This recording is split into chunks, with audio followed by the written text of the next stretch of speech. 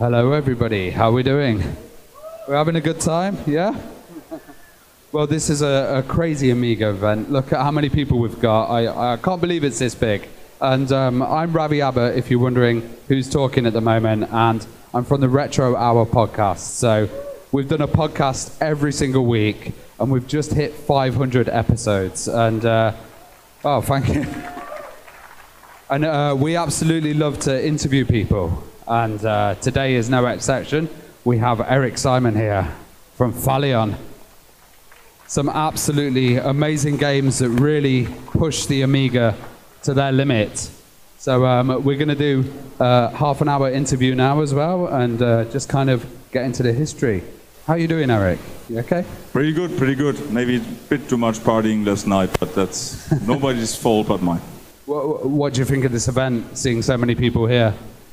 I must say I knew in theory the numbers, but seeing the crowd is absolutely astonishing. So that so many people are interested in what made me start in the industry and even remember some of our old games. It's absolutely amazing. It's my first time at a retro event, so that's why I'm just flabbergasted. Well, just talking about that, where did you start then? How did you get into the whole kind of demo scene as well? Because that was an early roots and aspect of Falion. Yeah, exactly. Me and a lot of people at Falion, we came from the demo scene, and the whole thing started with the C64, as with so many people, and we marveled at these demos and everything, but we weren't creatively active. And then the new home computers came out, like the 68,000 based systems, Atari, Amiga, and well, we all didn't have that much money, to be honest. So me and my friends, we were going for the Atari ST route, and there we discovered that it's much more fun to do something creative on the computer than just to copy and play games. So that's where we were coming from. And a certain mindset of getting something out of a platform that it's not even meant to do, that comes from the demo scene. Later we were just going down the professional route, and that's why this whole divide between Atari ST and Amiga that we were playing with when we were young, that wasn't relevant anymore. That's why we moved to the Amiga. It was just the more viable platform. So you were very Atari ST based though? Previously? Yes, yeah. From our demo scene roots, we came from the Atari ST. And what was that like in Germany as well? Were there lots of parties, copy parties as well that you went to? Oh, certainly, certainly. Actually, the Atari ST scene was, from what I can tell, much more friendly, much less competitive than the Amiga demo scene, where we competed with each other, but we were all friends. We had these parties, demo parties, where we copied a lot of games, but the thing was really doing something creative. Was for all of us, it was absolutely forming to see, hey, there are people from France and from Sweden, and they come from all over the world to the demo party, and we all became friends and worked together on something creative that was for all of us a absolute formative experience. So what was your handle then, and what was your group called? Oh my God, my handle was so bad because it's just is. Which is it in German, and it's my initials. Yeah, so much for keeping a secret low profile. But our demo crew was called the Exceptions on the Atari ST, and we were probably not writing the best demos, but we were writing the earliest demos, and that's why our group was and still is very famous on the Atari ST, because we were among the ones who started the whole thing. And there's that kind of philosophy in the demo scene of pushing machines beyond their limit. Do you think that kind of went into games development, and also some of the people that you were working with as well? Did they have all individual skills to, like push graphics forwards and special hardware tricks? Yes, that's that's the whole mindset, and that's what became very, very useful later as professional game development people, is not to accept the boundaries of any given system. Back then it was the hardware, the video chips, and all of that. But you can apply these skills to any boundary that you have, up to budget boundaries. You always, when you come from the demo scene, you always have that mindset of, okay, we want to do this, this is basically impossible, but then you don't stop, you go like, okay, how can we fake it? And game development is still, up to this very day, even with the most modern hardware, you gain a competitive advantage if you figure out things that seem to be impossible with a given platform. So that will always apply, even with modern hardware. So at what point did it become a company? At what point were you like, we're going to take this seriously, we're going to get into gaming and move away from the demo scene? I started studying, and I was interrupted by the German government, needed to do civil service. And I started, together with a friend of mine, a role-playing game called Dragonflight. And we thought, hey, we do something like Ultima. We do something like Ultima, and just with modern 16-bit graphics. And we're doing that on the side with 2 people, and we will be better than a whole company called Origin in the US. So yeah, that was an excellent plan. But we didn't want to give up. So at some point, there was the decision to be made, either to give up the project and just learn some trade that makes money, or to stop anything else and focus on developing that game. And for me, it wasn't a question. It was just like, okay, I'm gonna do this. I couldn't explain my parents if we could ever earn money with that, because it wasn't clear in the middle of the 80s. That was like 86 or so. And I went for it, and I never regretted it for more than 2 weeks in a row. So it was, is that feeling that you had, that you could do it better, and that just drove you forwards? And doing it better, yes, but ultimately it's that at some point I realized, as much as I like to play games, but what I like more is to actually develop games, and that's still the case even now when I'm over 60. So, what influence were you taking from other titles as well? So, Karateka was one. Maybe. Chambers of Shaolin has some similarities. Yes, but the inspiration for Chambers of Shaolin was less Karateka, but more in titles like IK Plus on the G64, like these one-on-one fighting games. I played Karateka on the Apple, and I was amazed about the fluid animation and such, but these 8-bit games were more of an inspiration for that one. And it had amazing music, from what I remember as well. Very a nice tune. How did you then get different people to get involved with the company? Were you taking them from other companies, or were you poaching them from the demo scene? It was mostly the demo scene. So even Jochen Hippel, who is I think quite popular still now, we were just a bunch of guys that met in a computer store in Mannheim, and we were all from little Palatian Pfälzer villages, and we magically came together, and that was the core of our demo group. Completely unlikely, and we discovered that we all have talents that work well together.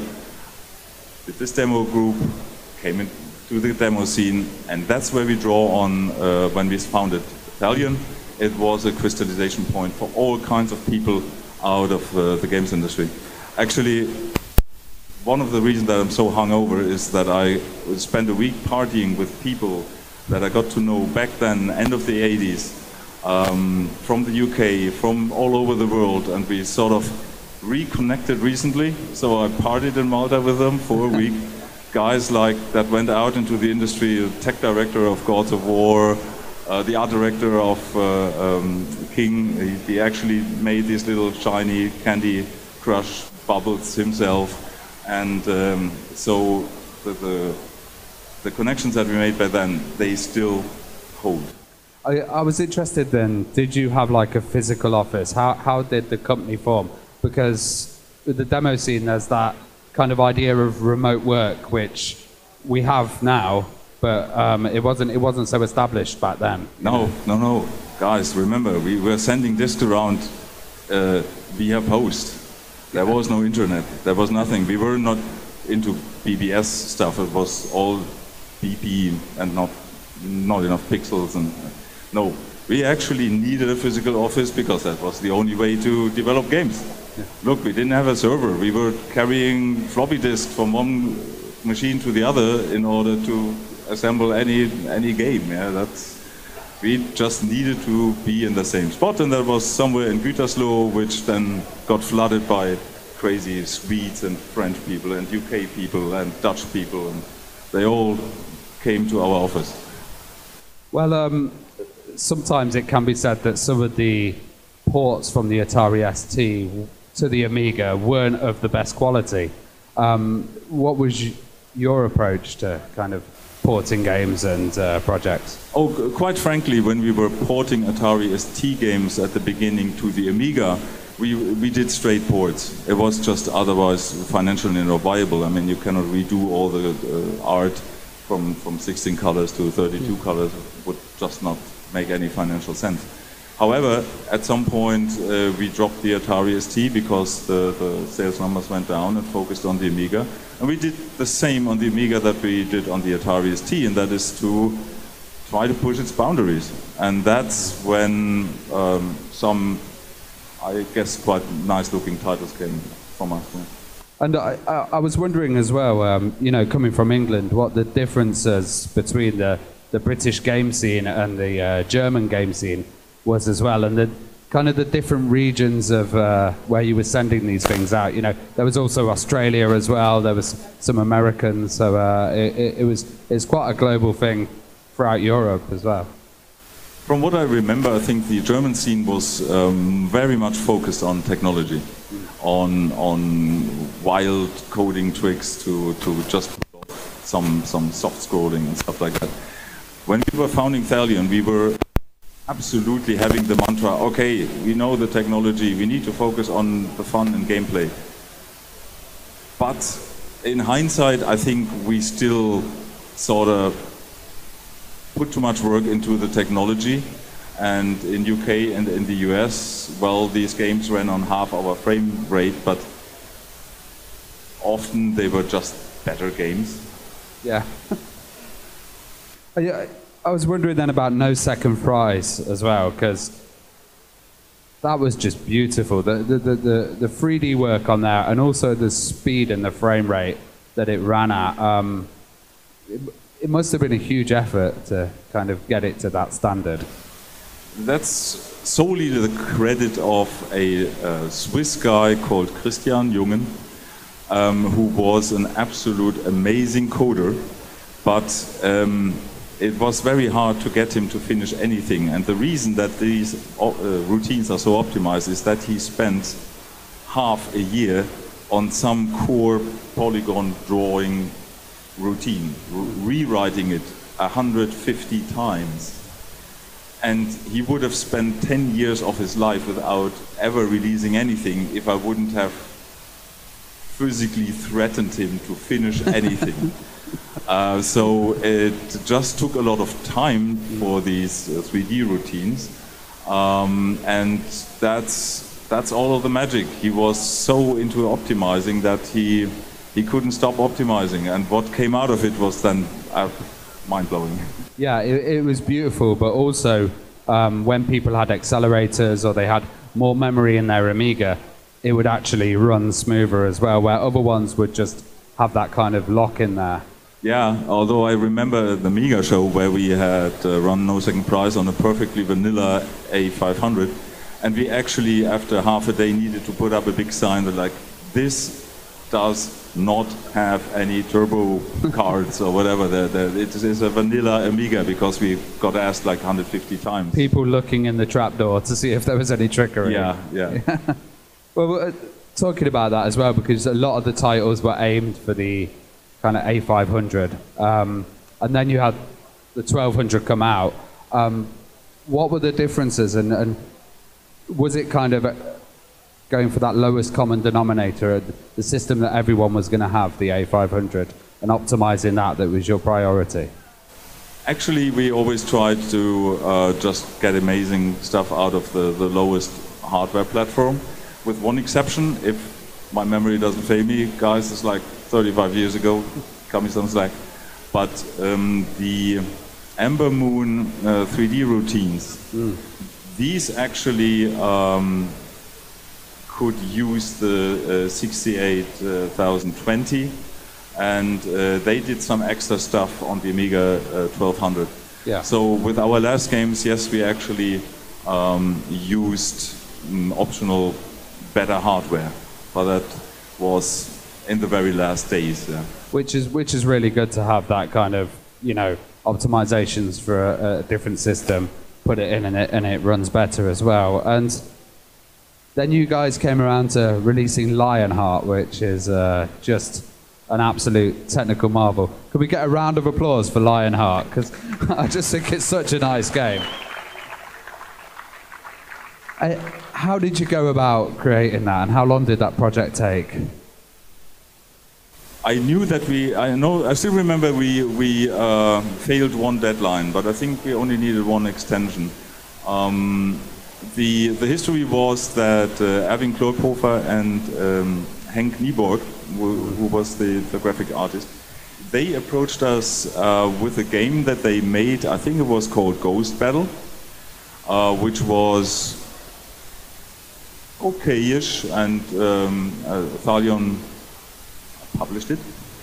And then we invited the guys to make another game in our offices, and which they did. So the core team was Erwin as a coder, Henk as an artist, amazing artist, and I did the game design and sort of project management. And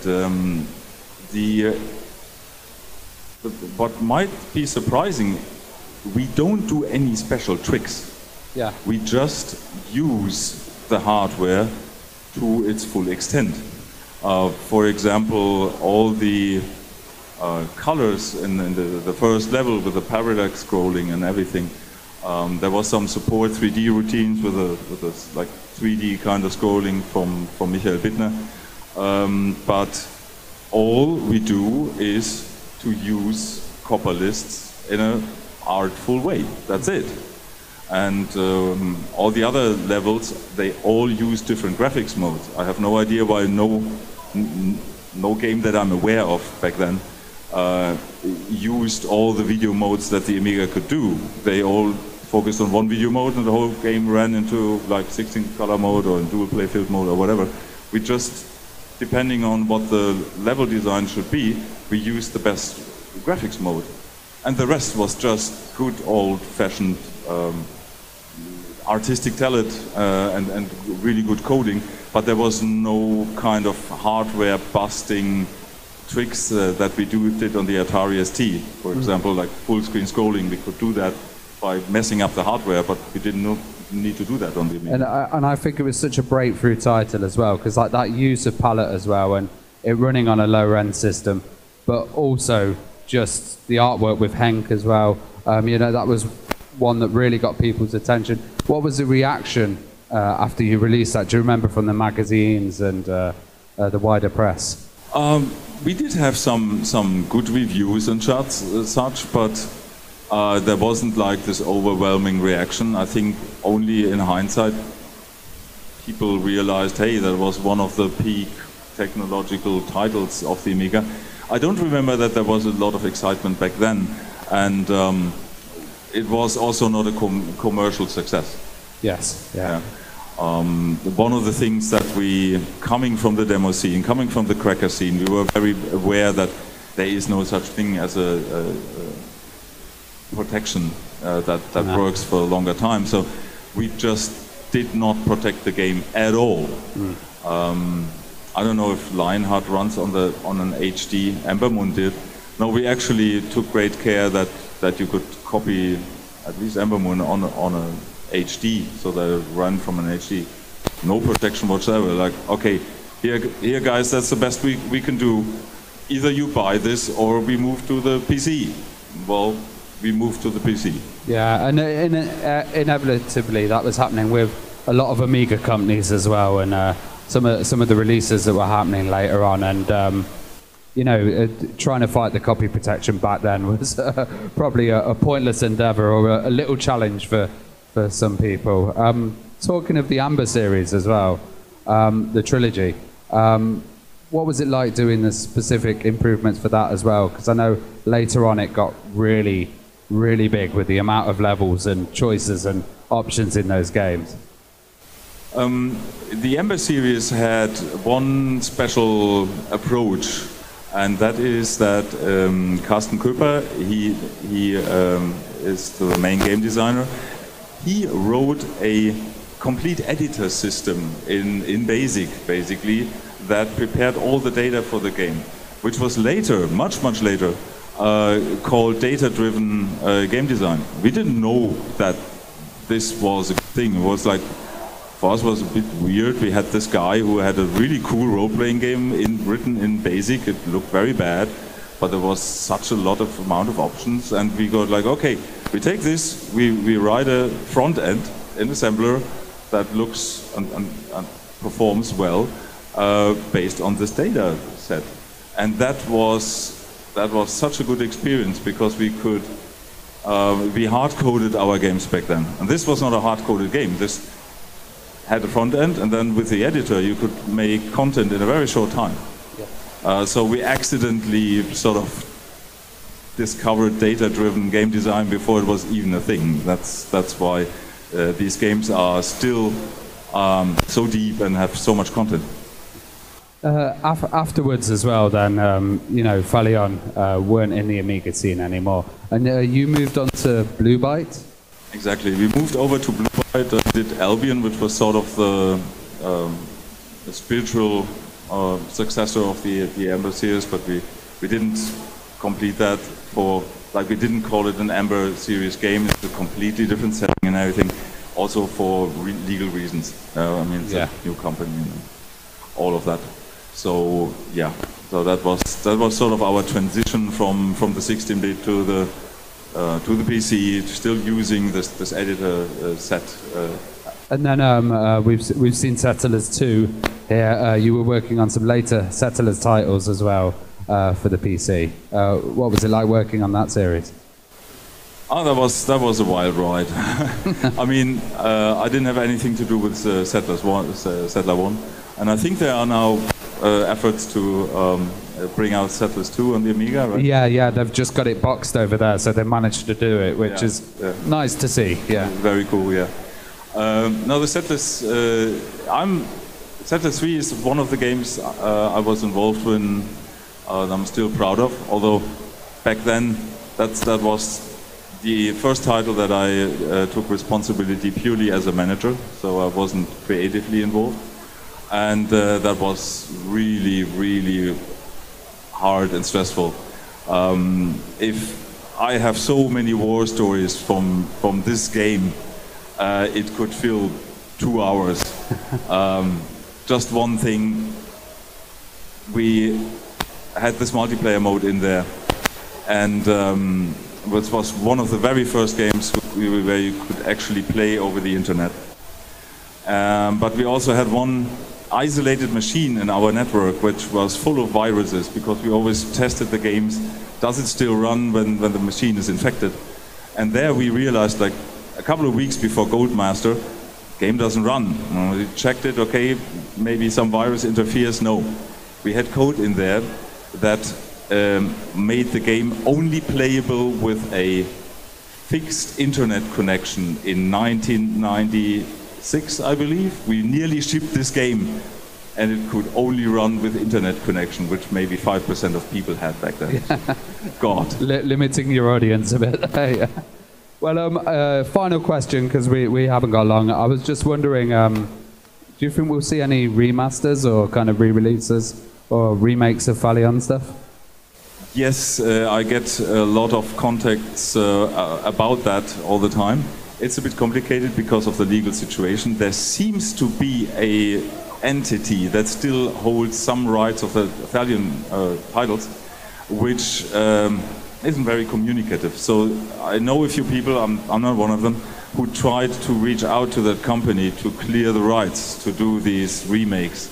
But so far, it's not getting anywhere. So there might be a chance.